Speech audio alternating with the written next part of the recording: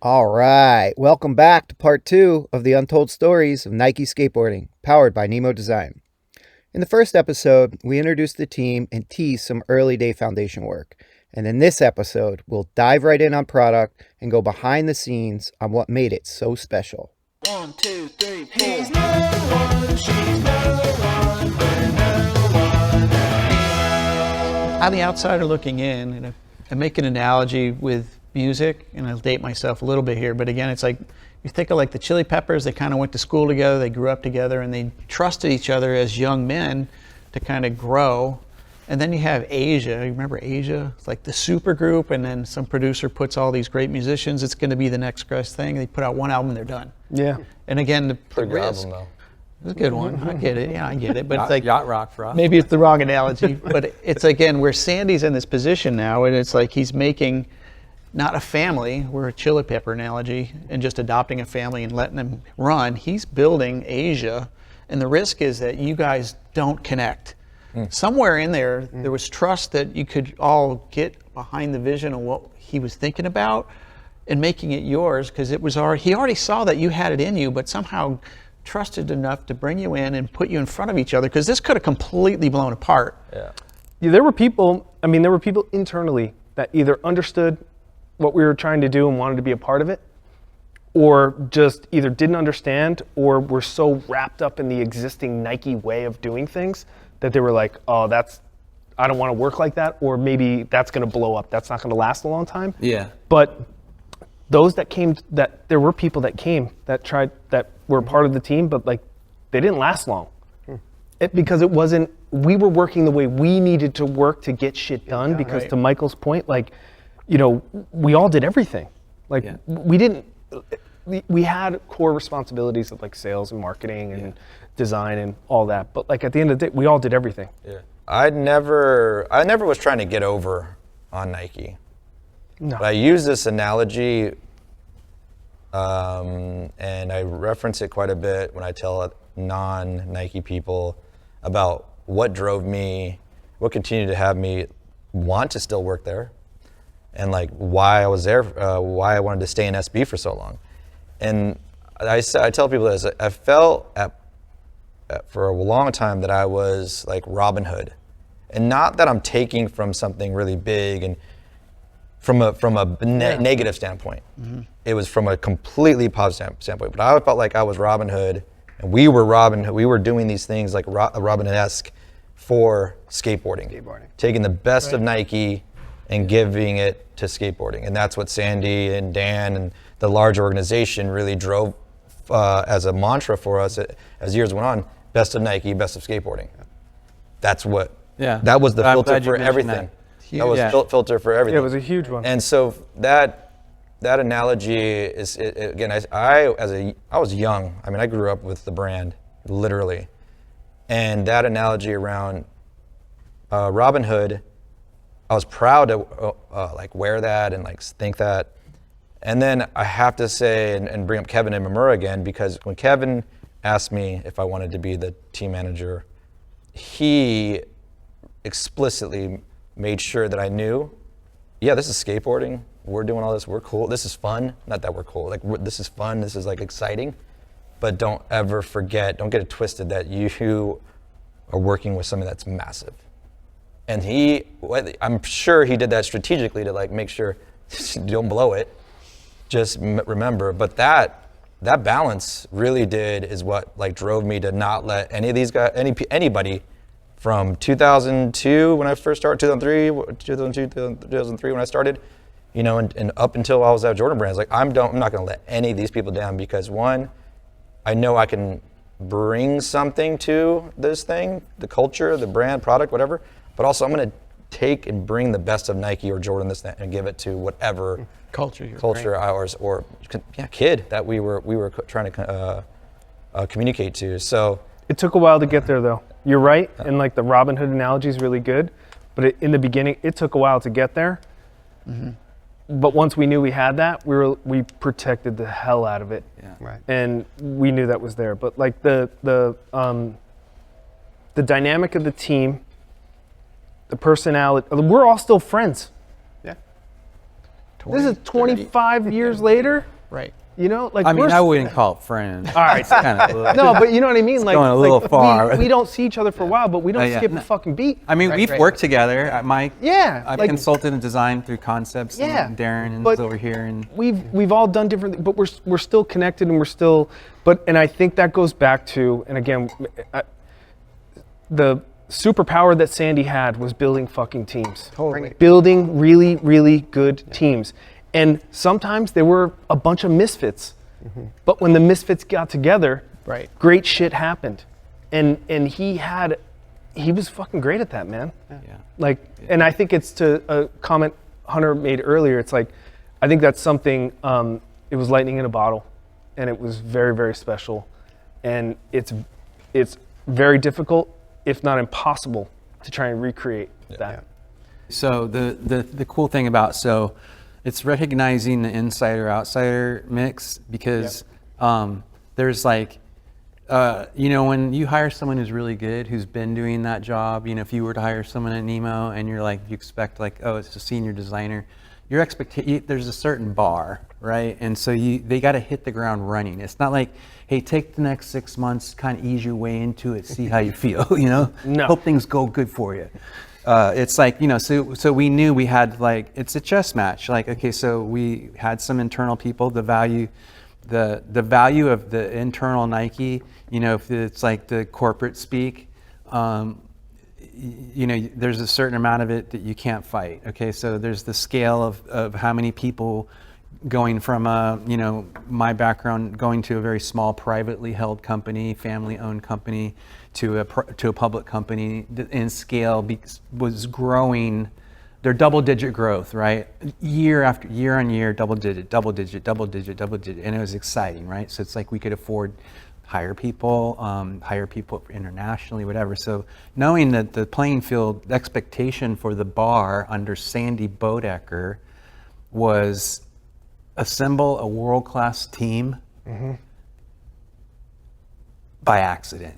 Yeah. You know what I mean? It kind of feels, if you think about the loyalty Sandy had and Dan Burris. Okay, so people who don't, Dan Burris doesn't get a lot of love sometimes because He deserves he's a a little lot. hidden gem. Okay, so Dan Burris is responsible for being an expat, a long time, goes way back in Nike, just like Sandy Bodecker was a wear tester back east when he first worked with Mark Parker. Okay, so they scrapped and their way through, but Dan Burris, the highlight of being an expat is he did his Asia time.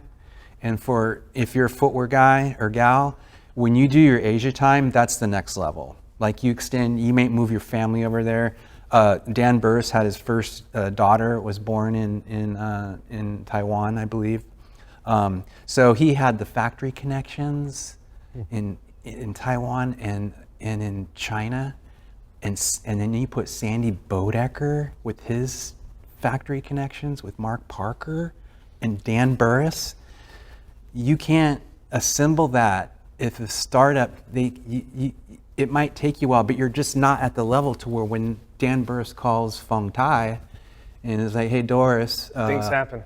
Dude, they could ask for all the favors that you could argue that Nike wasn't playing those cards because, an average launch of a Nike basketball shoe is 50,000 pairs. Mm-hmm.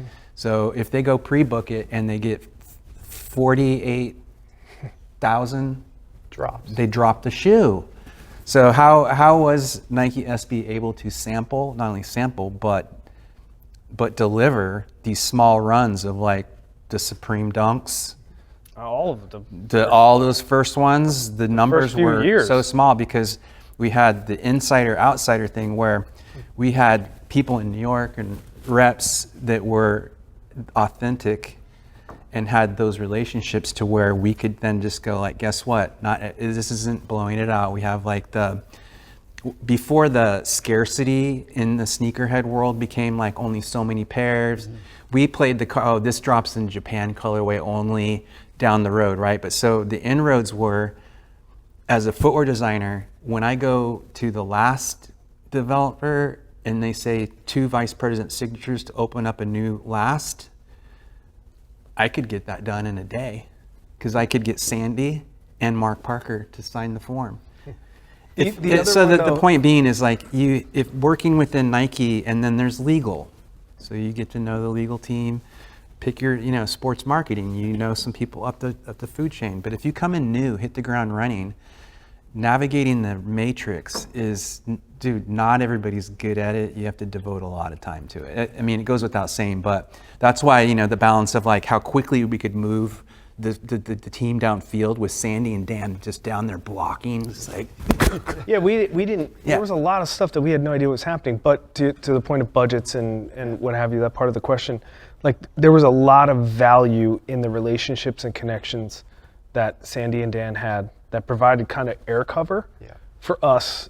Like it was more valuable to us and enabling you at the same time. Yeah, it was way more valuable to us in what we were doing at that time than a big budget. Yeah, you know what I mean? Totally. Like, yeah. So going back to the team of like, so Kevin, so Marcus Tayui, this shoe. So this is the Tillaria Osgimios. This is the colorway. I think this is 2005. So they're the Dunk. That's the Marcus Tayui Homide. So this is the FC Homide FC. These colorways, but the Dunk is the bison brown, red toe cap. Cinder. That's Marcus is responsible for a lot of things on the Japan side, having worked out of Nike Japan prior to Nike SB. Kevin was kind of handpicked. And then, the other significant teammates with John Martin, we needed an apparel director who was both a designer and it could be the director, because this idea of this team being pretty small was, whether you believe it or not. So your team manager or whatever you are, but you're part brand manager, okay?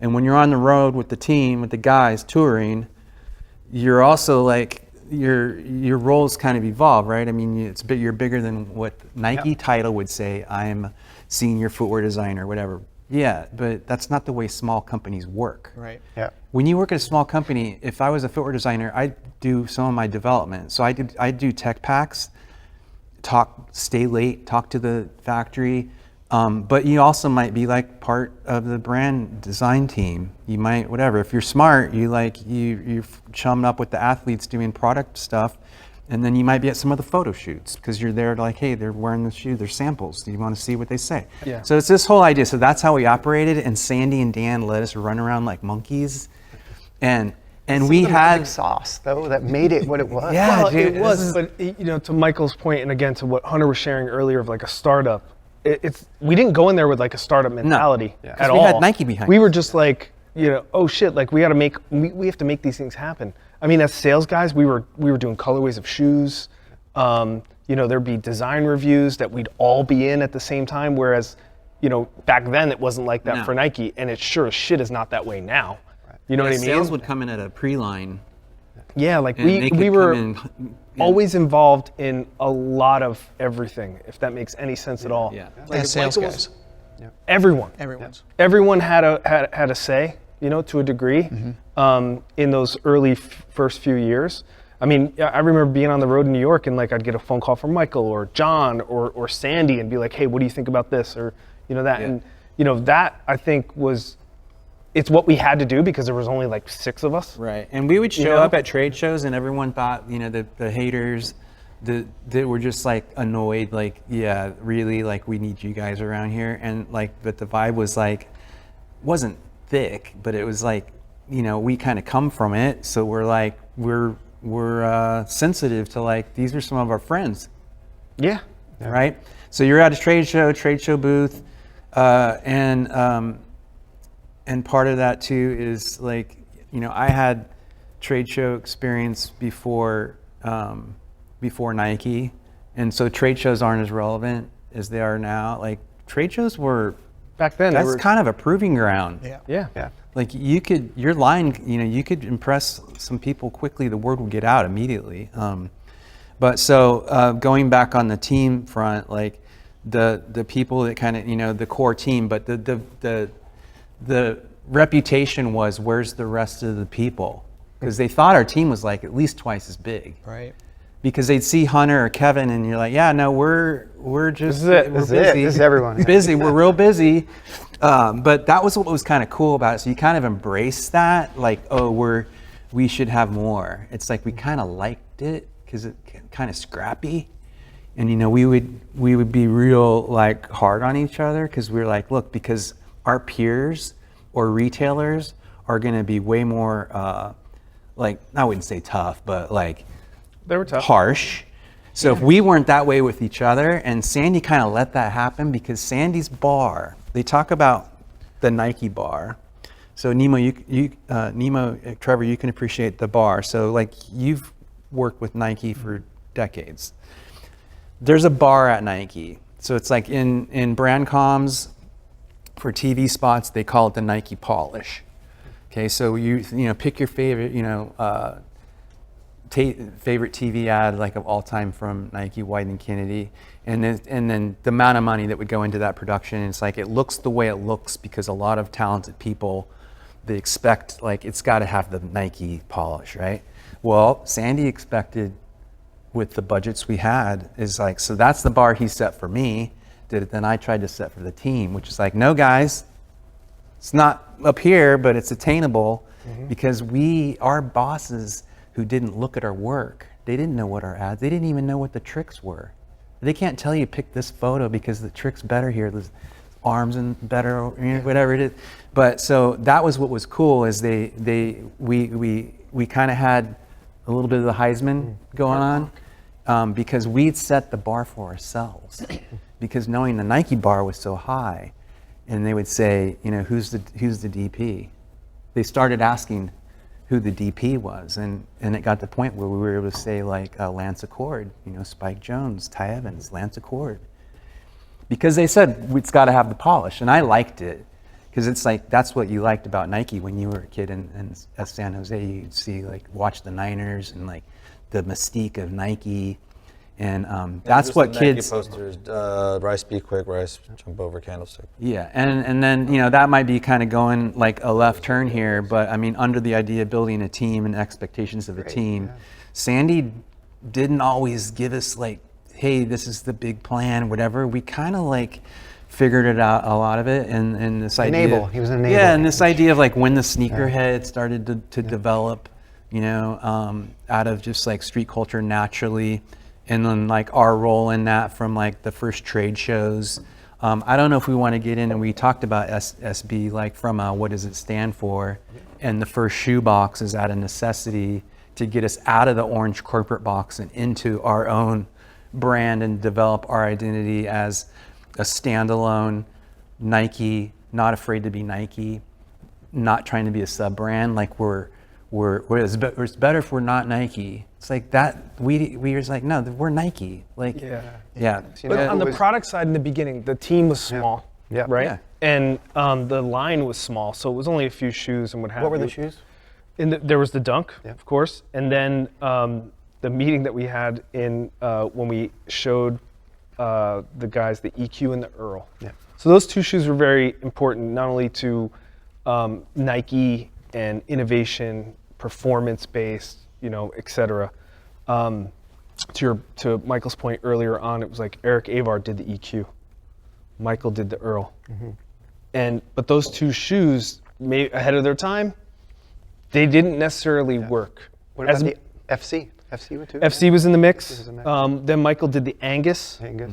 And then like the team edition came and what happens? The classic. The classic came on. So like shoes started to come in, but back to the team for a second. Team edition. The team was small, man. Yeah. And like everyone did colors, from the sales guys to marketing to everyone did them all, but. You want to talk about colorways real quick? But yeah. We know who did colorways. But it was, the team was tight. But sorry, there's one thing. Chris Reed needs to be mentioned because Chris Reed was a part of the footwear developer. Yeah, footwear developer, that PLM and storytelling, and a lot of great stories came out of Chris Reed as well. But Marcus Taiui, I think my opinion, and it's not that we didn't know, but he, in the same way Michael set a bar from like a brand perspective and just aesthetic and kind of what we're, Marcus did that in storytelling. Right. Like Marcus taught us, which was already happening, like, He was pretty, like to say opinionated is one thing, but he was a very smart dude. You know, spoke Japanese, was handpicked Sandy out of Nike Yeah, super Japan. smart Went to school in Japan, and school is no joke. The guy was like, he could have worked on Wall Street. Yes. He literally was. He could have worked on Wall Street. He was that smart. But he's also very like, his opinion, and like he was very cool. He was a very stylish dude, but he was he was very calculated, and like was pulling levers for the Japan audience. The first time I went and saw some retailers in Japan and saw his connections to like Hiroshi. He knew. Dude, he knew Hiroshi. He knew when we would go to New York, I was like, how did this guy at his age know these we become like you know, the collab, the larger collab with artists, etc., you know, and people, influencers within the fashion world. He kind of knew a lot of those people, and I was like, how did this happen that this guy... He was fucking cool. So I want to hear your story. 'Cause Yeah. I got one about him But too. Marcus, everyone should thank Marcus for the pigeon dunk, because it was Marcus's trips to New York With Jeff his Staples' friendship. Yep. his relationship with Jeff Staple, and that happening, Yep. which is awesome. On top of just like, you know, whether it was color blocking or giving meaning, like, dude, he took his fucking dog, his dog, Yep. and did a colorway, Right here. and like it became a thing. Yep. You know what I mean? They had a full soccer kit and everything. Yeah. Homeless dog. Yeah, I mean, again, and Takashi. I mean, he was our Takashi. rep in Japan, but Yes. I'm going on a limb, but like I'm assuming, yeah, because of Marcus, Takashi again. Hey, go and do a colorway. And by far, if anybody asks me like, what's my favorite dunk? Oh yeah. This is my favorite dunk forever. And Chris Reed, again, he knew that this was my favorite dunks. I was skating in these before I worked at SB, and I no longer have it because it got lost, but it was just like the other one. It says family right here. So when I first got hired, dude, Chris Reed had, it took about 2 weeks after, but he had a pair of my favorite dunks with the family embroidered on the side. It blew me away. And that, again, it's a metaphor of like how special it was, but also going back to Marcus, we talk about discerning, like, right? The SB is a discerning consumer. We're a discerning group of creators and people. Marcus embodied that discernment and cool, as you're saying. Well, how did because he was cool. Yeah. He paid attention. And what I realized when Marcus was very cool and also fearless. Like, Yeah. that's the word you were looking. He's fearless. Yeah, well, he's pulling levers that no one knew he was pulling. Fearless. And I'm not going into all the Not even details. Sandy and Dan. But Marcus, one moment, again, I think I mentioned it, like he gave me a lot of confidence. It was crazy because he's like, dude, you're the skater. You're out skating, you know, and it was out scouts. Here in Portland, Oregon, skating the Sawyer Park. But like, he goes, beyond all the people here, you're skating the most, dude. And I'm like, beyond the riders, right? And I'm like, well, okay. So he asked me, he goes, dude, what would your friend, like, what are people skating in? And I'm like, I'm wearing them. I'm like, I'm wearing dunks, dude. Like, he goes, all right, but what kind? I'm like, oh, okay, well, and then they're going back to products. Hopefully you guys can talk a little bit more, but like, I'm like, oh, suede toe cast. I go, but this Takashi, like this buttery leather, I go, like, people love it, right? And he goes, but like, they're gonna skate or they're gonna, you know, keep them and sell them or whatever. And I'm like, no, dude, like people are gonna skate this. And he goes, what else? I go, it's this white midsole. Remember the white midsole game? And so we were talking about that, and then he was like, all right, cool. So white midsoles, these good leathers, stuff like that. And he goes, all right, so if there's a shoe that, because we're starting to get in the rep force and the flow to am teams, right? It wasn't even flow to am yet, but like we're gonna start flowing. We put together remember the transition of going from seeding product to, God bless you, Darren, because like I never got a Supreme box until, I never would be able to get a Supreme item unless I went to New York and got it. And then I got a Supreme zip-up hoodie. Darren's like, pick something. What do you want? Shit. And I was like, ah! And so I got this like Jason Dill, whatever. But this transition went because again, you got sorted out because again, you were making sure that the skaters at Supreme stayed in SBs and stayed in dunks, and that was strategic. We needed cool people in these dunks all the time. And so what Marcus was asking me, like asking these questions and telling me, he knew He's like, we need that. We need the coolest of the cool in dunks, in shoes. Send some Earls, dude. He's like, hey, send some Earls, you know. Send the Giants Tokyo Earl. Remember that thing? Patent leather? He's like, send that to, you know, because he knew. But he's like, what shoe do you think the skate rats, people that are skating in LA, San Jose, this and that would wear? I'm like, anything with a midsole, nice leather here. And dude, I'm like, he had a wall, and sure enough, he had the Supreme cement dunk there, white, black, you know. Yeah. And I'm like, yeah. I go, that's the shoe. Everybody and anybody would skate. They'd already hit market, right? It already hit market, sold this and that. And Marcus goes, well, how many pairs do you think you need to see to skaters that will, we want these shoes back. I want them to see them annihilated. And I'm like, I don't know, dude. Like, he's asking me, like, serious, because he's fearless and he's strategic. He was able to order more of the cement Supreme dunks so that people could skate it. Wow. And Omar Salazar, and that's one of the big reasons why he got on the team. Remember when Omar was wearing two different shoes?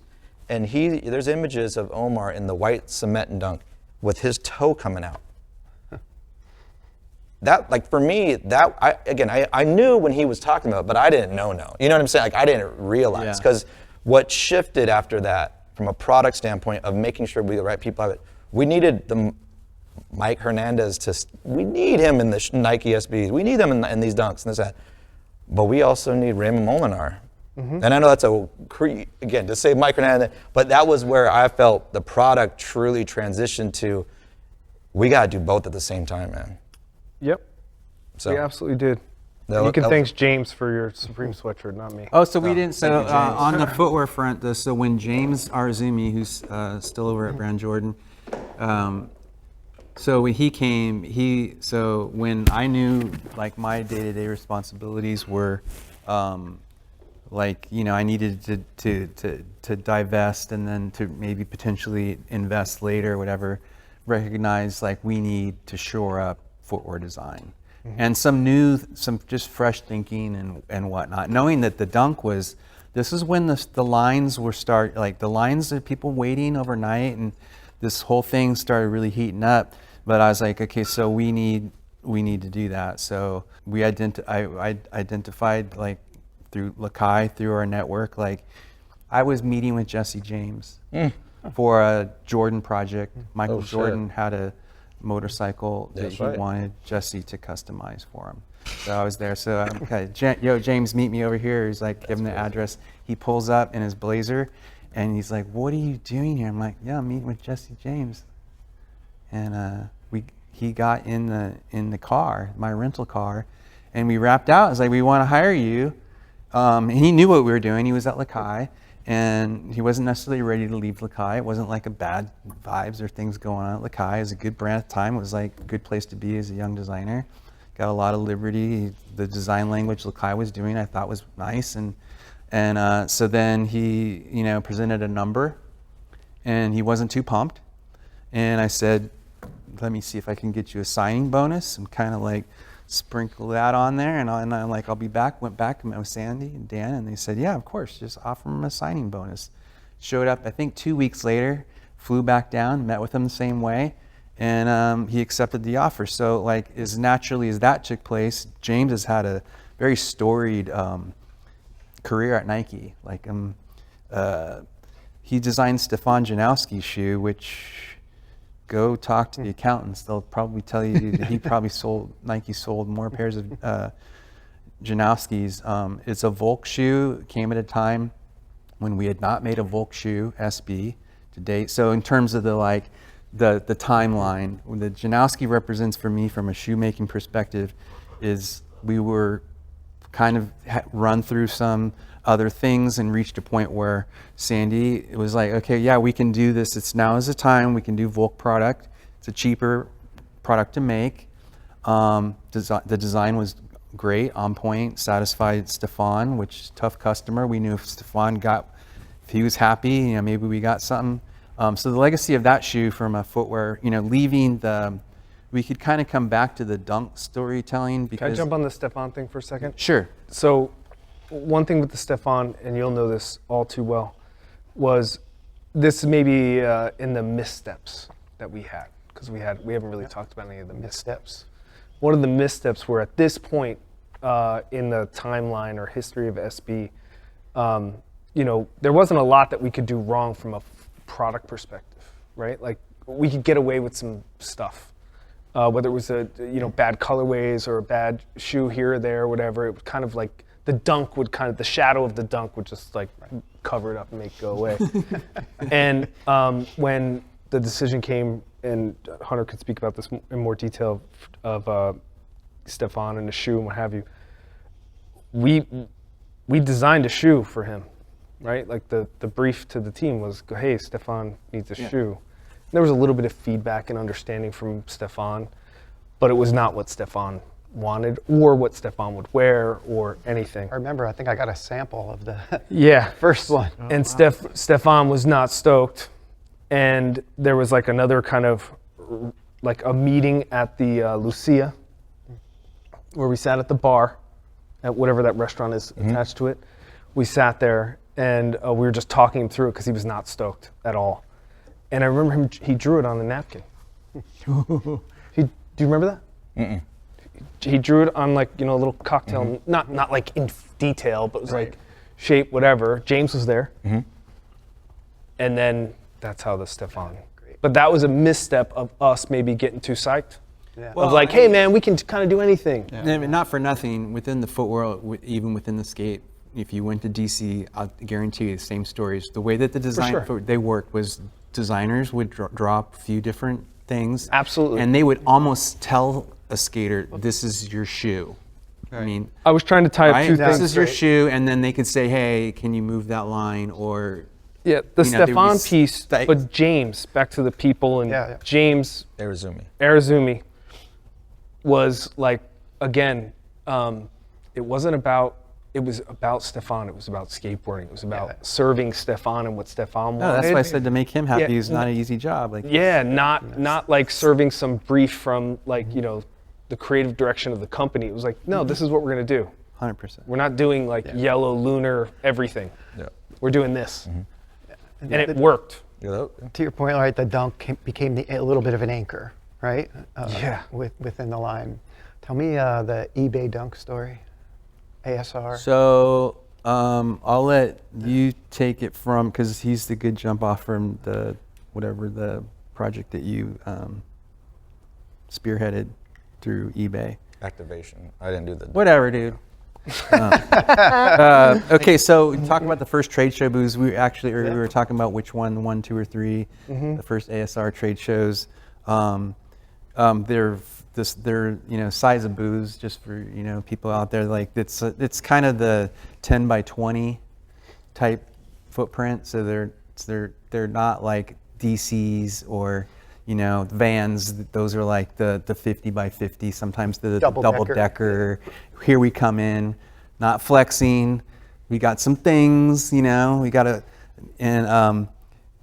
and so you want to, maybe you can, so John Martin is responsible for it. So this whole idea of creating this false narrative, okay? So like as if it was literally a fake post of an Nike eBay dunk, the story that John was. The culture though, what was happening at this point? What year was that? Maybe 2004? Sneakers only type of shit, yeah. 2004-ish, maybe, no, I don't know what year it was, but like sneaker culture, the adoption, people were selling shoes online. eBay was like the place to resell and what have you.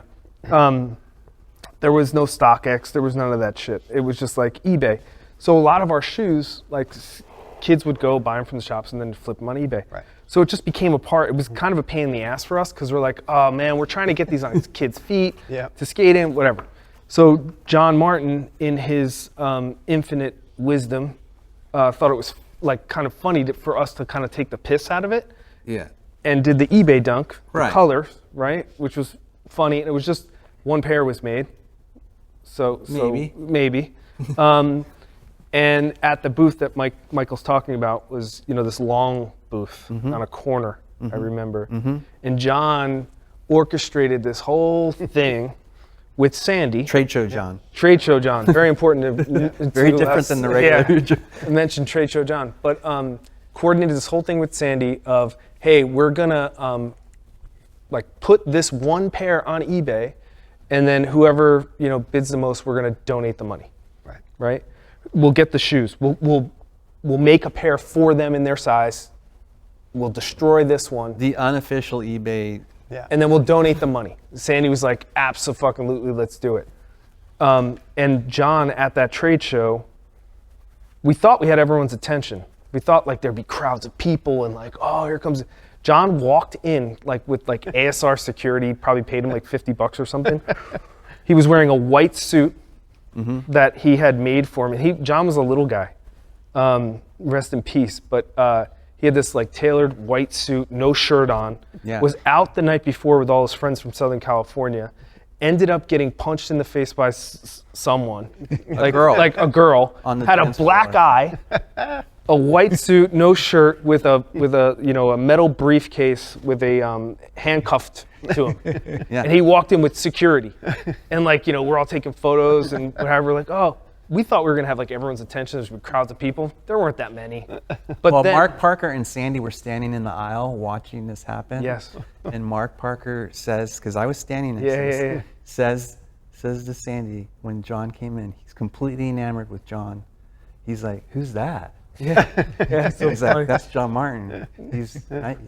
You pay these your employees." Your guy, yeah. And he was just like, you could just tell. He's like, "This is fun." Yeah, because he had the black eye, and even I was like, Sweating, no shirt on. Yeah. It was amazing. Red hair. But then- I think he went to like Andrew WK, like That's what it show. was. Yeah. So he probably was trying to be like Andrew, but he really got socked in the face. He and did. jacked. Yeah, that's true. That's right. So he is rolling into ASR when there's no crowds, but he has this thing handcuffed to himself. Yeah, it was Handcuffed more like, the a glass it thing, was the right? show. You know, no, you're it wasn't telling- a glass thing. Oh, it was? It was in a metal briefcase. Okay. Yeah. And then he got there, and then people started to crowd around, And and he then took it out, took and it out, and got a saw, like a hand saw. I remember Chris Reed, Yeah. me holding it down, and then like what is it? The hacksaw. Yeah. Hacksaw.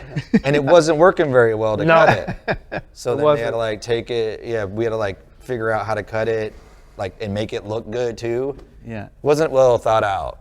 No, and then Well, it was more the. It was. I mean, It was more like there was. I think some the mystique behind the operational intent. tactics of it weren't. no. Yeah. In the end, that all happened because the auction ended, and someone paid $30,000 for Yeah, the shoe. Send the Well, shit. someone that was the whole story of the thing. It's already out there, and then Sandy wearing his shoe on it. But remind me, did we have we had the auction?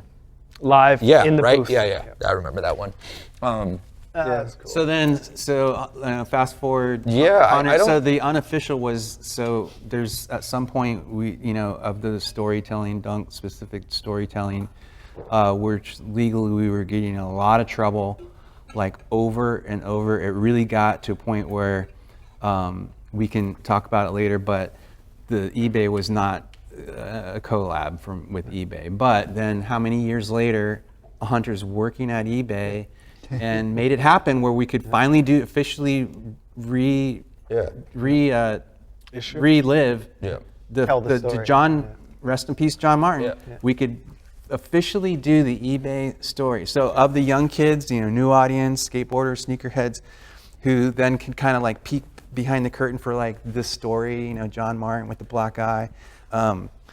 Is very, very cool. Thank you for being able to do that. Like, it was a great activation at the Bodarker Foundation. There's a lot of opportunity. We saw teammates came through again, Richie, Reese. That was a big team from the eBay side did it. The caveat with that is like we have to again back to James Arizumi. It was James Arizumi and Pelly, Steve Pelletier that. Again, that was their brainchild. Again, respecting all the cool things, and again, that goes kudos to all the SB new eras and new teams. There's great stories from the past that they'll pull through, and so James and Pelly are the ones that, from my understanding, orchestrated the let's get this thing done. Because I don't know if you guys saw it, but it had Clear. it's clear pieces where the crazy. cuts are. It's insane. It's very, very. It's done extremely well. And then I need to truly give all the props to of having that be called the eBay dunk when I was working at eBay. Like that was huge for the eBay team. They were like, "What? We can call it the eBay dunk?" Because we were calling it Sandy dunk, this and that. That goes directly to Kelly Bird and Kyle Bowler. Could not believe that they were like, let's just call it the eBay dunk. And we're like, you can make that happen. And this was around the time where, again, SB was celebrating their 20-year anniversary. So that was part of the 20-year celebration and bringing some of the stories up. So that was epic and, full transparency. It's definitely a full circle. Yeah. Like, I don't think that there's not a better example. Paul did the P. Rod, another James R. Zuni brainchild for the What the Dunk, for the Nothing But the Truth film. But so did you have Wait, so No, can I go to one thing real quick? Just Of course, yeah. the storytelling, because when it comes keep to going. product, the storytelling aspect was something that was in practice amongst us every day. Yeah. Like in everything we did, it was like the storytelling and the details, and making sure you didn't go too deep or too shallow. It was like just the right amount, and being inspired by random shit to do that was fun. And I remember, and again, I think Marcus passed the baton on to us in certain ways, and credit again to James Arizumi, because I think whether it was in new product design, footwear design, or storytelling, like he really embodied like that spirit and carried that along with Pelletier and so many other people along the way. But to Michael, what Michael brought up earlier of us getting in trouble. This is where I wanted to go next, is legal, right? Okay. A lot of You want me to go there right ups, now? Yeah, a lot of ups and downs, right? A lot of cease and desist. Yeah, I mean, What were the biggest ones? well, the first one that kind of got our attention, where I think there was a sit down with Sandy, if I remember correctly, was the Heineken Dunk. Which, remember, we never called these shoes those names. Right. We never did that internally. It was just Just so we don't get sued again. yeah. We never did that. It was just, we would call it either the shoe colorway thing, or internally we'd give it a nickname or whatever. We were talking about stuff. But back then we didn't. And correct me if I'm wrong, but I'm pretty sure that shoe came from just a very simple trip to Amsterdam, where when you're in Amsterdam on a Nike trip, you drink a fuckload of Heinekens. Yeah. And I think Marcus got psyched, came back, and did a Heineken Dunk. Yeah. Like, just inspired by that, and did the colorway. But there was a cease and desist or something that had to do with the Heineken Dunk. But at that point, there was maybe a few hundred pairs made. They were gone. Like, they were gone by the time it happened. Right. But then we kind of got on the radar with Nike Legal. Yeah. And like, we didn't have to show, at one point they started coming to they wanted to see the product, Line plans. line plans and reviews and shit like that. But Sandy kind of was able to manage that and keep them at bay a little bit. There was the Pabst Blue Ribbon Angus. It basically had a blue ribbon on the back, which Nike in the very beginning was Blue Ribbon Sports. And then it was red, white, and blue, but it was too close to Pabst. Pabst was like, what the fuck? Couldn't make that happen, but I think we sold some of those. But again, cease and desist came after the fact. But I think a key thing in the story is we never did that, though. Yeah. We never called them that. Yeah. Even when we presented stories to accounts and people, we never called them like the. Well, they the kind of people- coached us to don't do that, because it's like, good advice is like a good lawyer will tell you, like, Say less. be yourself, but don't ever say this. You know? Yeah, say less. But what got us in a lot of stuff was Nike Talk, right? Because the message boards would light up. They were And firing it in there. And because it was called Nike Talk, Yeah. and from a legal perspective, they were like, hey, it feels and sounds like it's coming from Nike. Yeah.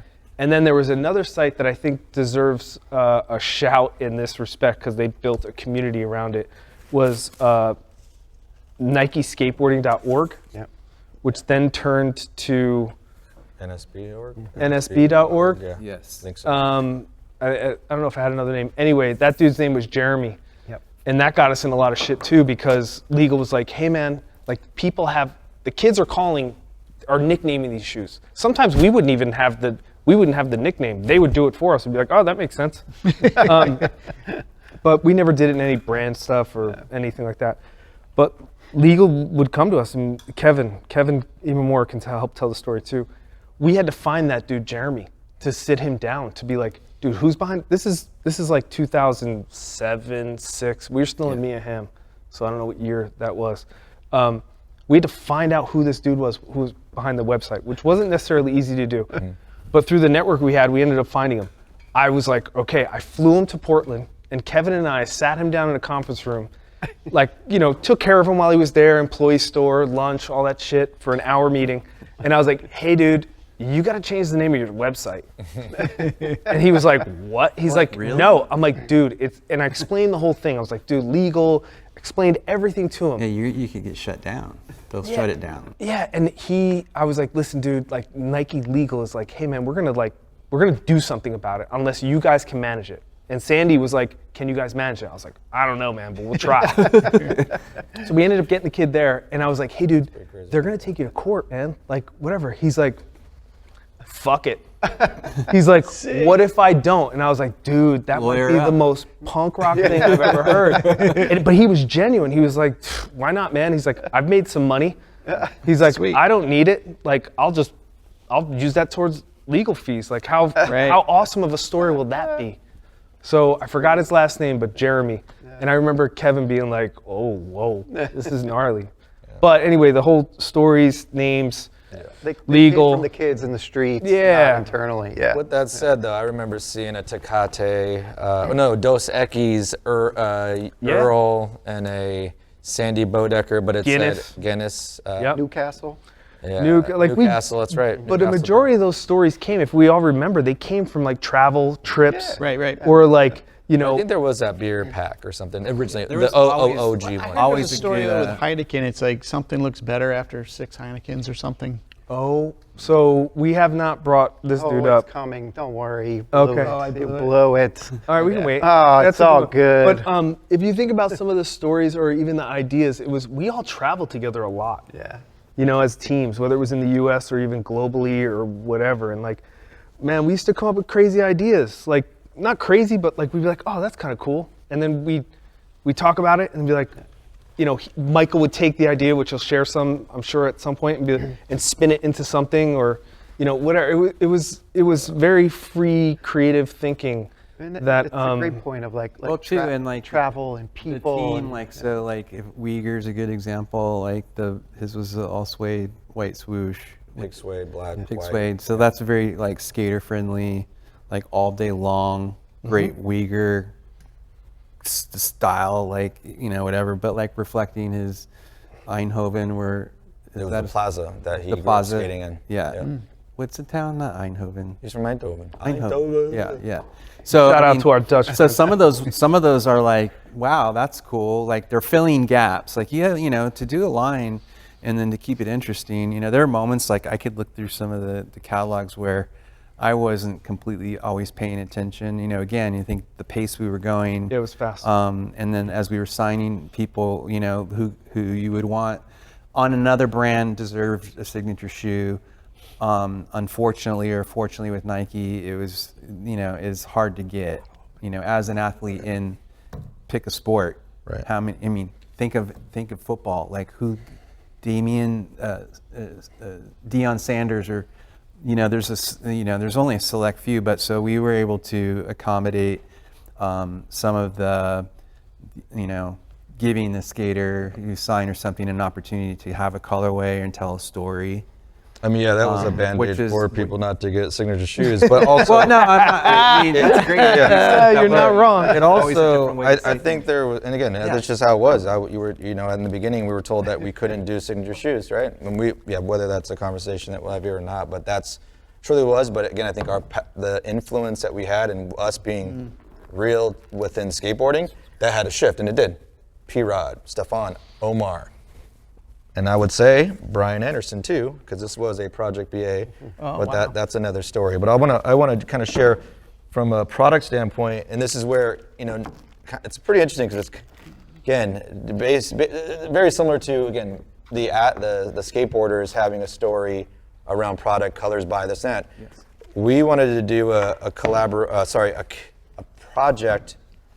Isn't there one missing? Getting the energy that the Colors by series did, which I think we were 2 maybe two. Nah, maybe there was one. That first color's by. Well, maybe the second one. It's the Stussy, the diamond. Yeah, but with yeah, there's Brian there's and- definitely a few missing. But the point I'm trying to go is we went from colors by to this team manager series, and this was shortly after I was able to be a part of the team as the team manager.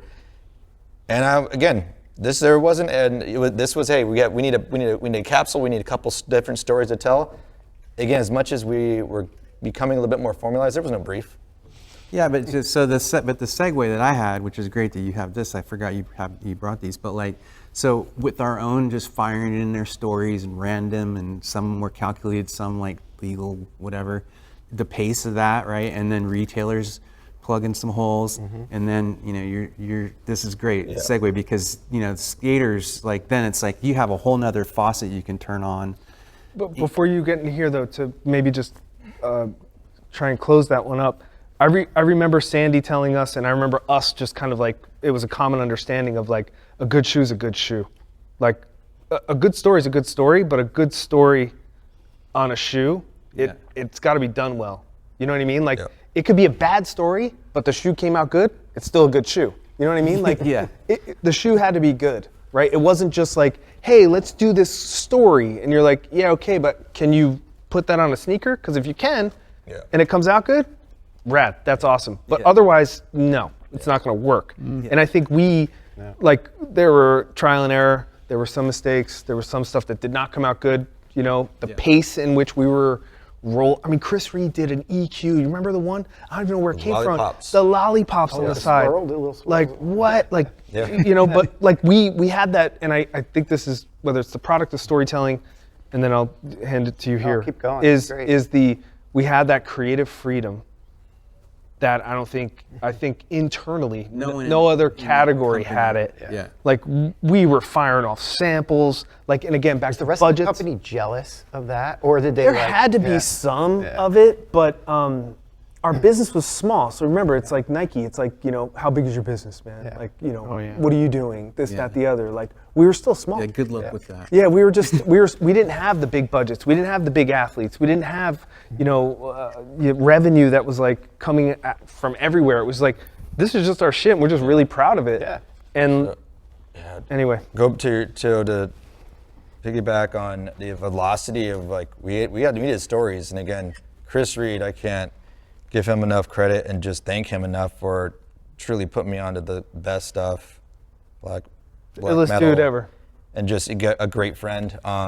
But Chris Reed, when I first got on, first started working with the team, Kevin, myself, Michael, you were in that. We were all in the same little, literally closet, basically. Small office. Yeah. Small office. But he asked me, Hunter, well, you want to do some colorways? So after he gifted me the Takashi with my San Jose crew family embroidered on it, he asked me, he's like, can you do a couple colorways? And I was like, what? And this, again, never my wildest dreams. And Dream come honestly, true. I didn't understand how wild and just unbelievable that would have been. I didn't understand it at that moment. But I was like, yeah, dude, for certain, I'll do a colorway. And I was like, can I do a dunk? Of course, sure. So It's a badge of honor, dude. Yeah. I did this first dunk, which again, Wimbledon, Michael talked a little about it. Again, there's some other influences that, but for me, white midsole, but white upper. And again, here's another one. Mark Johnson's one of my favorite skaters. He just came out in that video. I'm assuming it was, Yeah Right. Mm-hmm. And he was wearing a shoe. It was white and green, but I was like, love that shoe. It's clean. Yeah. And so when I was looking through quickly, because I had to color this thing up like that, I found the Wimbledon and just kind of did that. The only thing that was a bummer about this shoe that wasn't executed to what I wanted is that to get a true white, they could not do white suede because it was going to get dirty. Well, No, Yeah. it can't be. It's always a little Yeah. off-white. There's never a true This white is suede. Nubuck, and Unless it's like the only bummer.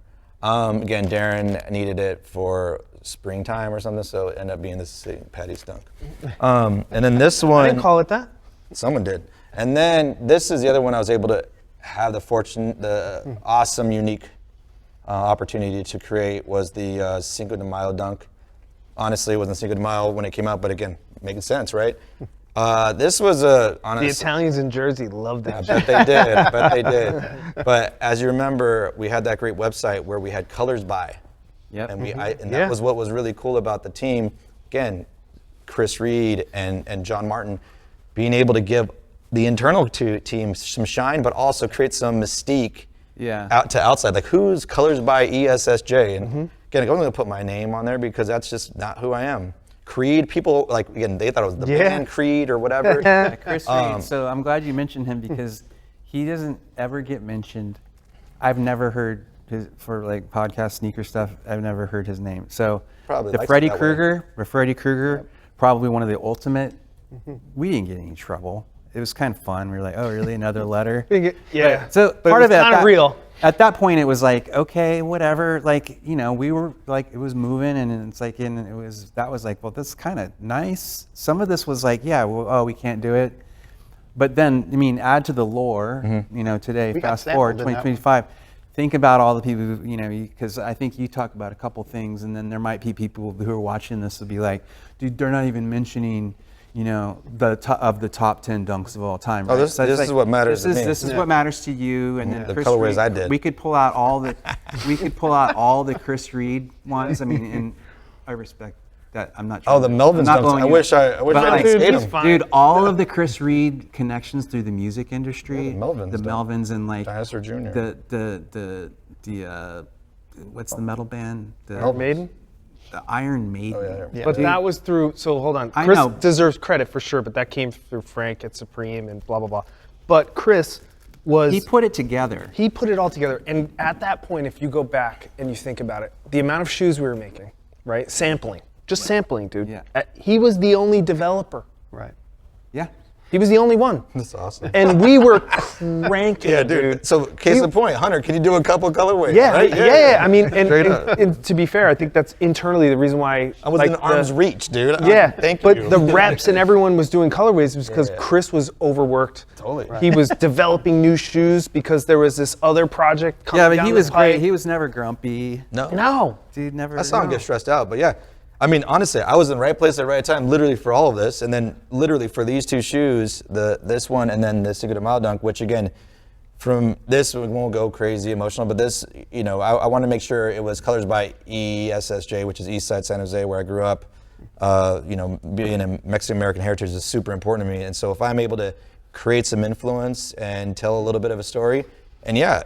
A lot of kids from all over the place. People are like, "Oh, that ESSJ dunk is awesome." Or Cinco de Mayo dunk, and then to have P-Rod win gold, X Games gold in it, like it's insane. Oh, yeah. So these I'm really proud of, and I'm very glad I was in arm's reach with Chris Reed in that little. And you're closet sitting here wearing. selling like But check this 25-year-old shoes right now. But this is where, Dude, you hey, this is where, and I don't, Still smell. I don't have the, I don't have the Tiffany dunk or the diamond dunk for a reason. One, I skated it, don't have it anymore. But also, I think that's one of those stories. Again, people have heard it. Yeah. But that shoe is part of a very important, I believe, project that we worked on called the Team Manager series. And again, this was, hey, a lot of I think maybe not, but a lot of companies were doing these collaborations, and again, they're so many times over now, right? Yes. But we, again, to make sure we weren't lazy and to actually be able to put a shine on the industry, but again, elevation by association, make sure the people that are, again, the bedrock of skateboarding during that time, let's give them their flowers. Let's celebrate them. Let's celebrate our industry. And we had, I'll try to remember them all. First and foremost, Tony Heights of Alien Workshop was selected. Tony Heights, Alien Workshop picked the FC. Yep. It was Trifecta, I believe, was his DJ or event that he threw out in Ohio. And the skateboarder that was associated with that was a very young Grant Taylor. And it was amazing. Very young. Yep, super. And so that was an FC. So it was an FC. Omar Salazar had the unique opportunity of, and this is something makes me extremely happy, to be in the ad that supported the Mickey Reyes Mission Blazer. Again, coming from the Bay Area, Giants colors, like this execution is just insane. Mickey, it's insanely just, perfect execution for me. So that was the deluxe, real family. Omar was riding for Rasa Libre at that time. Omar rode for Spitfire. Mickey was a Spitfire team manager. Again, boom. If you know, you know also. And then this is what I'm really excited to share. There's another dunk after this. There's 2 dunks. There's a Tiffany dunk, and then there's a Stussy, Robbie Jeffers dunk. Yep. But this one is what, it did come out. I don't know if it came out after or what, but Came out after. Sam Smythe, great friend of mine. And again, I can't thank Sam and Mickey, Tony, Robbie, these team managers, and just true mentors, you know, for me, but ultimately they're riders. But Sam submitted this colorway along with the Diamond Dunk, and there's a whole story about that if you want to find out about it. But this was the Gucci Dunk. And Sam submitted this thing, and we definitely couldn't call it the Gucci Dunk. We couldn't do that. And you know, again, the story goes a little bit like this. Sam is the girl team manager. Chocolate. Lakai was huge at that time. I didn't know you were plucking people away from Lakai at that time. But Sam was a team manager, and that last minute, he's like, dude, I don't think I can do these colorways anymore because it's a conflict of interest. I don't think he said it in those terms. You're just like, I can't do this. And I was like, man, well, we're down the line here, man. We got a lot going. So we got to figure it out. So he's like, well, let's just do, for me, like, can I just do my own dunk? And I'm like, hell yeah, for certain. So Resin, that's his name, EMB, if you want to go into those details. So you can learn about that. But the Tiffany dunk was the one that went to market with the custom series. So this would have been a custom series dunk if it was Sam, could have been affiliated with Girl at that time. Right. And then, like I said, Robbie Jeffers' shoe was the beautiful, I mean, that colorway is amazing. I think the new Yoto, that first Yoto that came out is like a little ask of that. But that Stussy dunk with the cherry on it, again, I think was coveted and awesome. And then what was really cool after that was this storytelling. And again, Darren, you might know, you probably know a lot more about this, and you, Michael. But this was the Brazil Custom Series. So you asked me a while back, what is my favorite tour? Every tour is my favorite, it's like your kids, right? But this Brazil tour, the Brazilian Custom Series tour was my favorite because, one, got to go to Brazil and have this experience I will never have again. Made in Brazil.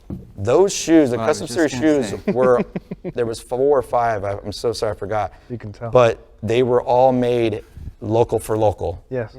And this one in particular, again, I love it because Rodrigo threw everything into this thing. And there's a balance, right? How much do you put in there? You go, everything in the kitchen sink.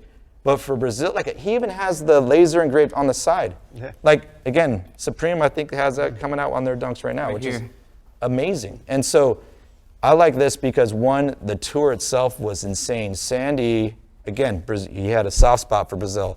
So he went out for that tour. That tour was great on many levels and terrible on many levels. Stefan Janowski was supposed to be there to support the Brazilian team. We had a big demo at, I want to say it was the Corinthians, like, where what is that? It's that football team. Yeah, in Brazil. Like, it was wild. We were doing a demo in this massive arena. And it was every rider, Brazilian rider with their brand, with their shoe, they had their own VC, they had their own skate obstacle in there. Oh. So real quick, Stefan flies out, and I'm so sorry, Stefan, but I did not sort out his Brazilian visa appropriately, and as soon as he landed, he went back. He was very upset with me. And the only reason I bring that up is because when we went to the demo, I don't know, I was like on fire or something. I was skating and shit. Like, I was I'm feeling good. I did this heel flip, which I never probably do another heel flip this high again, but over this thing, like a session, the demo, right? And these folks thought I was like Stefan Janowski. Yeah. Dude. Hand over heart. I'm not even lying. Not even lying. Like, I know you want me to lie, but I'm not lying. So Stefan didn't, again. So, but that tour was amazing. Keep going. Hey, you want me to say that next time you start going? Yeah. So I want to talk about this. But for me, that demo tour was the best because it was our opportunity of being truly global in doing what we do very special, very, very local, Yes. and making it global. And that was, again, Sandy was a strategy. Like to be able to do this custom series, right, with the riders. Then you do the team manager series, and now you're doing custom series with your Brazilian team. Yeah. Like that was, again, I don't know of other brands that were doing it at that time. From a like just commerce standpoint, so the tariffs on the import duties to make a dunk in China and import it into Brazil were so high, like a dunk would be like $200 and something. Yeah, or it's something. not. So they had to make them in country, which is basically redeveloping and the pattern and the tooling made in country.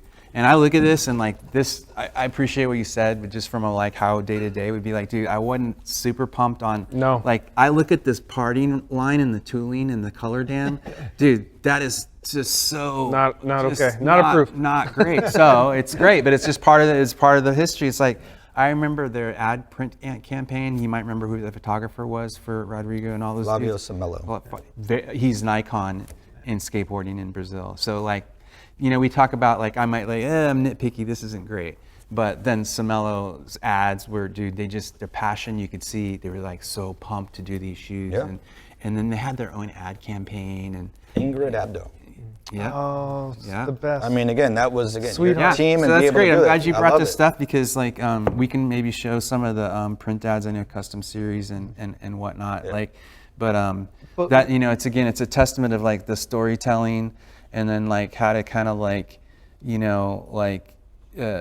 pull different levers at different times and then leave yourself open for like anything and everything to come through. You know, it might be someone wild card, somebody wanting to do something, and I can't say that like it got hard or whatever. It just seems like there is a point in SB in those years, the first 10 years or whatever, there's just a lot of blur.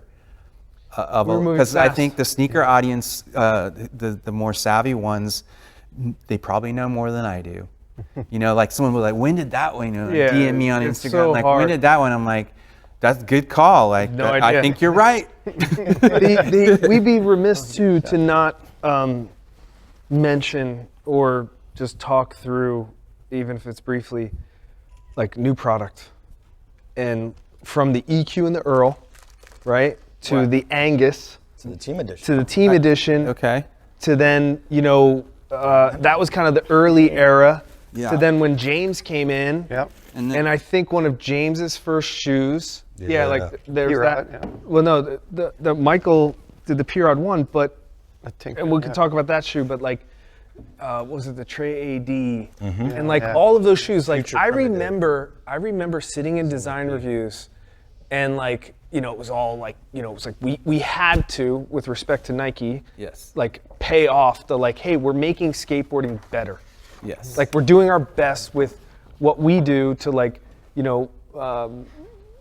make it better. So let's make the best shoes so we it's can. the DNA of Nike. So Sandy's cut from the cloth. Yes. And so you would do Nike, the brand, no service if you didn't make like very calculated attempts at broadening the breadth of the product line to include technology that the bigger brand was behind. Yes. You'd be a fool if you didn't like back the new cushioning. You're like be part of it. Sometimes it was a little heavy-handed.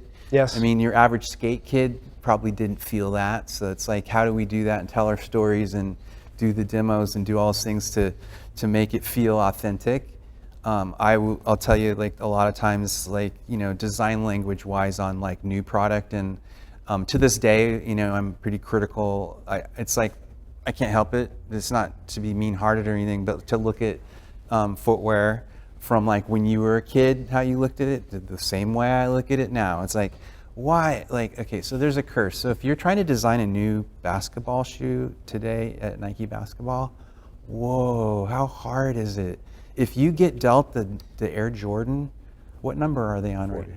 Okay, if you get dealt the 44, what are you going to design? 45 because it has some. Okay, yeah. But you know what I'm Number saying? we're Like, working if back. I'm a designer, I'm like, it's a blessing and a curse. Like, there's the legacy. So take SB. You're like, we could do dunk after dunk after dunk. But Sandy's like, no. You got to remind people that We had a like, responsibility. we had a to Nike. responsibility to Nike, and the DNA of the Nike brand is just like, yeah, but in service to the equity of everyone who came before you who challenged themselves to do, like even the Bowerman, the waffle iron, and the mystique of the brand, and like there would never be a foam posit, which is the molds for the foam posit hang off like this truss system, and they're 3D molds, and they come apart like in all these weird directions. I'm like, oh my gosh, what a nightmare, right? But what a beautiful shoe design language. There's nothing that compares to that. So in the spirit of that kind of thinking, so do I love all the new, do I love the Angus? The toe shape was my time with working with Jordan, because he does square toe. Anatomically, your toes can spread out a little bit more in a square toe box. But from a skater looking down at your toe, it's not the best.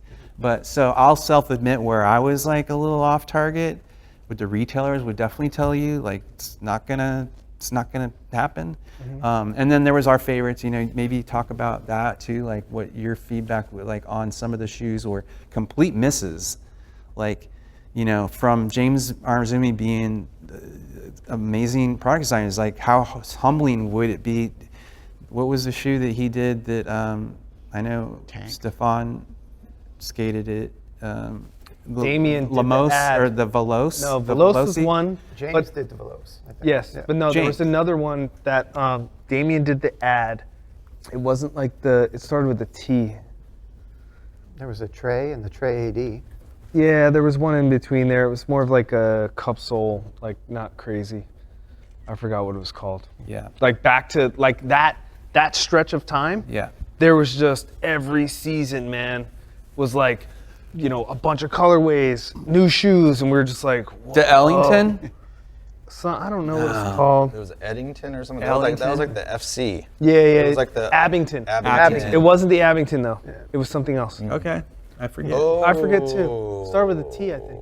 Stefan had a trick, and Yes. yeah, I know exactly. It was like a cut and buff EVA type of thing, Yeah, like right here. It right? wasn't. No, Damien Triplett's one of the illest dudes ever, Yeah. and he did that ad. It wasn't the greatest ad. Yeah, I remember. But- yeah, he went to Brazil and stuff. I'm like, why do I gotta skate in these things?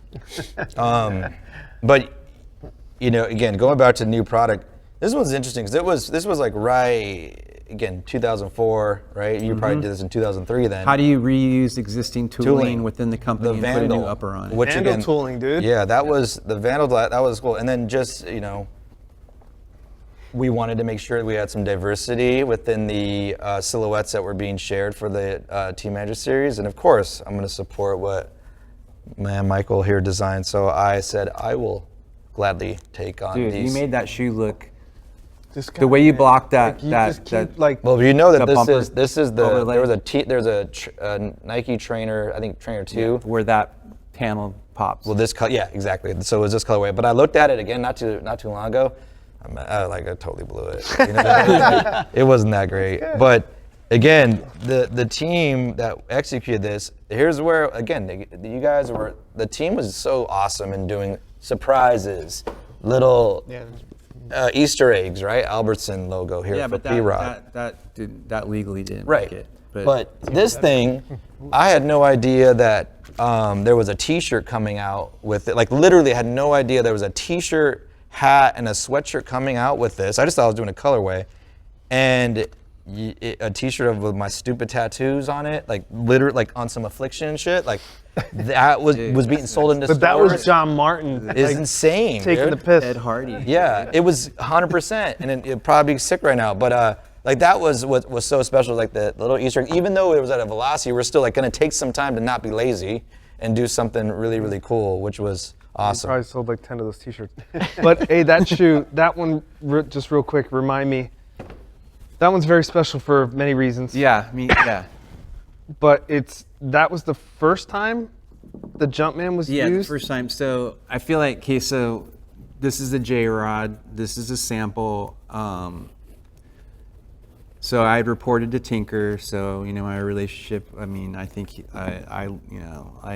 I value that. Like I could to this day, I could probably never tell him in any words. I mean, if I could, if he was sitting here, I could for sure. But what I'm saying is like, not only did he support me as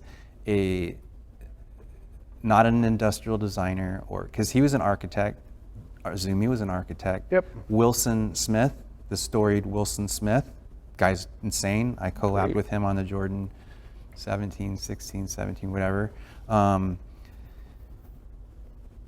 It's like, so I have a strong history like you did. I work with Howard White, Larry Miller, whatever, on special projects, right? So I had a relationship with MJ, with Tinker. So when it came time to do storytelling on the P-Rod 1, we'd already had a legacy of some very successful stories to this day. So think of the future, how the value of Futura and Stash, but Futura specifically with the recent one, I thought was beautiful. Was it last summer or something? Yeah. The Futura is beautiful. gorgeous. Another beautiful Futura story.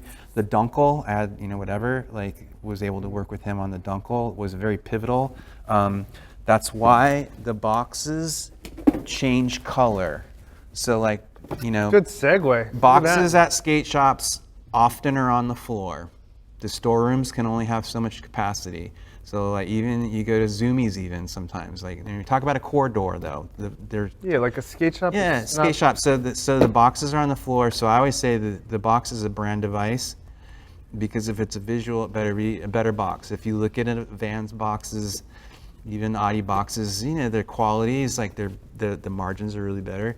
But I was like, dude, we're gonna be premium, and like if you see a pink box, and then it basically signaled a moment and milestone of the brand. So the Dunkel delivered in this at the Dunkashane Padres office party, and so Every guest who came that was invited got a free pair of shoes. If they had that. and what today. they didn't get given, Yes. they tried to steal. Yeah, that's a And Because people were they stealing left it- rugs, and they were left the cutting party- stuff off the hanging from the ceiling, They were and they'd be selling like, the shoes outside the party.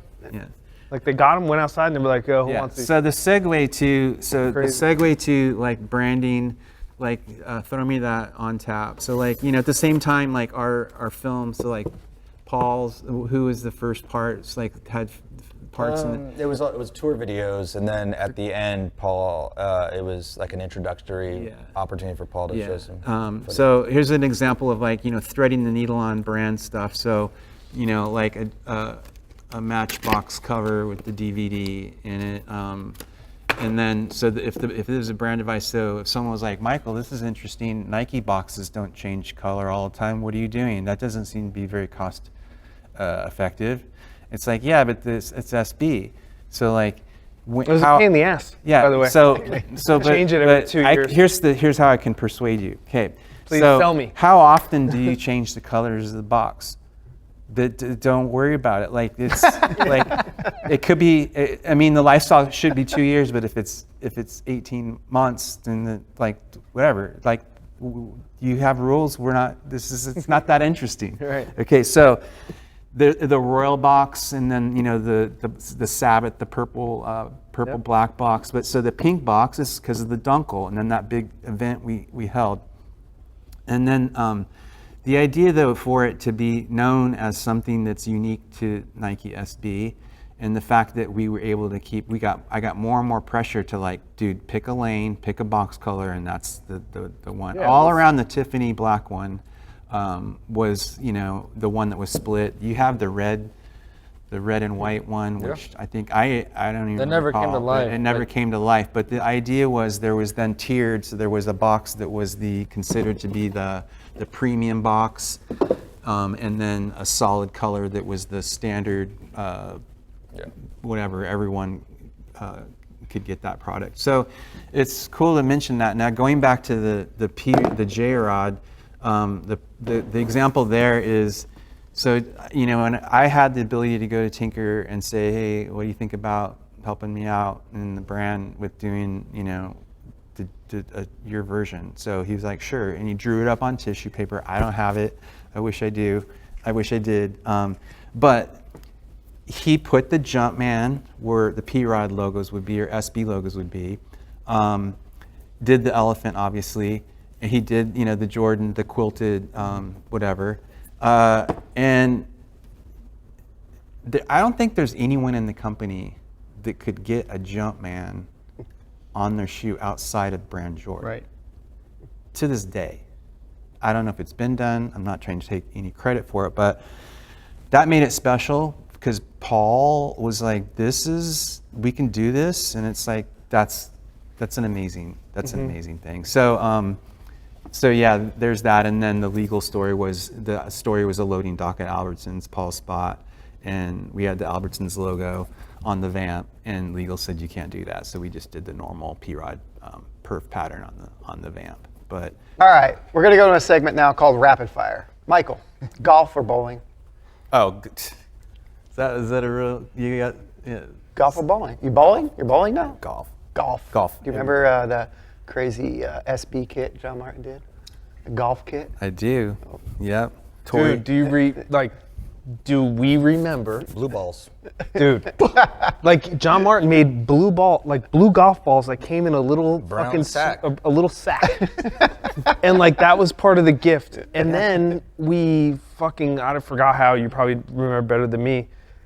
We took over Torrey Pines and had like a golf outing where like we invited like the Retailers. skaters, retailers, Yeah. industry friends, and everyone showed up to play fucking golf at Torrey Pines.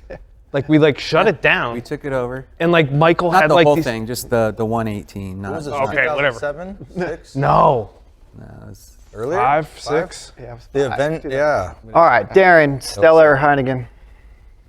Heineken. Oh, what's this rumor I hear about the like 10 Heineken rule? Jump in if I mess this up. This guy deserves a lot of credit. Maybe the last shout out we give is Geert. Hert. Geert. the professor. Yeah, we called him the professor because he's Belgian. His name's hard to say. But he was an awesome dude that worked with us for a long time. Yeah, so everyone cheers to the professor. But one of the things he shared with us was like, if you have an idea like in a meeting during the day or whatever, and you're like, oh, okay, and everyone's just kind of thinking about it, you're like, that night, 10 Heinekens. And then throw the idea back on the table. Yeah. And if the idea is good after 10 Heinekens, it's a good idea. Yeah, or if it's not, then you're like, Yeah, and if it's not, next you're like, day you can be like, yeah, we're truth not, serum. yeah, dude. we're not doing that. Yeah. I think it might have been the little Heinekens in Amsterdam. beer? Little Beer beers. chase? Little beers. Little beers. HR. Bjorn. He was just like, yeah. it Shout works out over to there. Bjorn and Alco. Yeah, you know, Yeah. I remember that one. Love it. Michael, what is, I hear this hot shit award. What's the Oh, hot sweet. award?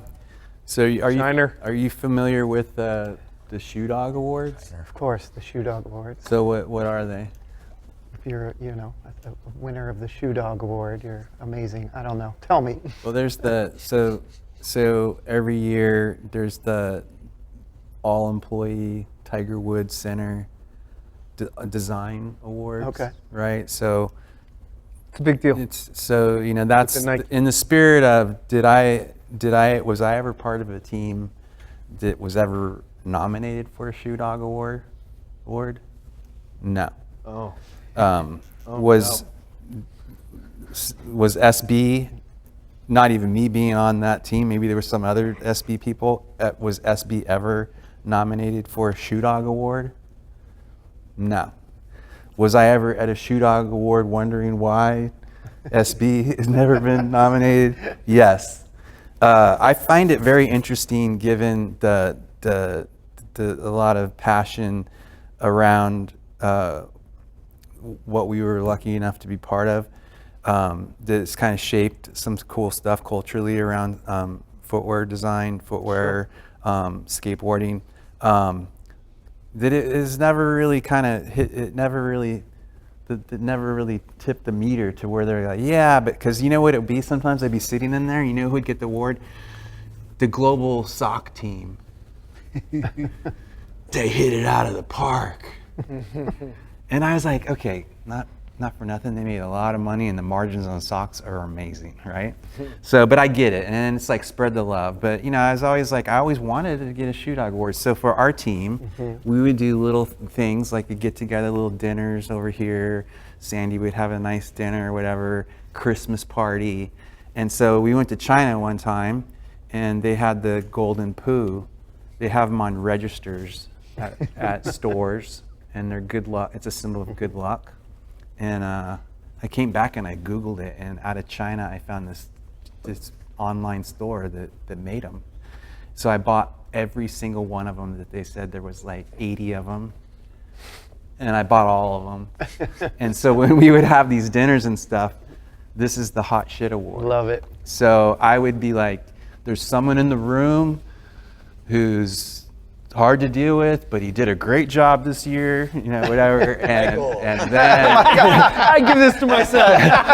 and Darren quit looking at me, but it's Hunter Mariah, come on up. And you know, then you know, it was kind of a cool, like, because Team it's building. like our Very team, cool. our That's team cool. was had to reward itself in some regards, because the rest of the company sometimes didn't understand exactly what we were necessarily doing. We weren't trying to break all the rules to be renegades or whatever. We were trying to do it because I would say, if everybody is going down the same lane by all the same gates and dates and timelines, what are you going to get on the other side of the gate?